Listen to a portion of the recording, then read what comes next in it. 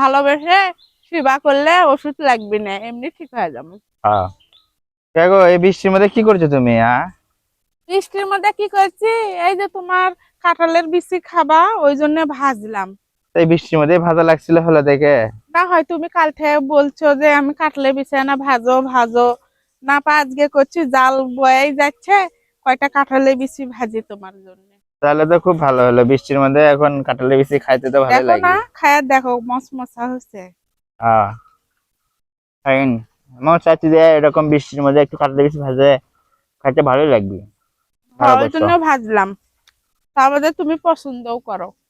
হ্যাঁ, ওই জন্য তোমাকে বলছিলাম যে তুমি যে এই বৃষ্টির মধ্যে উঠে যাচ্ছ ভাজার জন্য। হ্যাঁ ভাজাও শেষ, আর বৃষ্টি এলো দেখছো পানি কত জমছে। তো ভালো করে দেখে শুনে হাঁটা চলাফেরা করে, বুঝছো? এমনিতে কিন্তু শ্যামলা পড়ছে ছাদের উপরে। ওই জন্য তো খালি পায়ে আসি, স্যান্ডেল পরে আসি না, পিছলে যায়। দেখে শুনে আসো, আর অনেক আচ্ছা, পিছলে আছে কিন্তু। এখন এর মধ্যে টাকা পয়সা নাই হাতত, পড়ে গেলে কিন্তু আর ওষুধ কিনে যার পাবো না, বুঝো? কি বাত করে বাবা। হ্যাঁ, তা পামো। এই গরিব তো শুধু বইয়ের সেবাই করে যায়।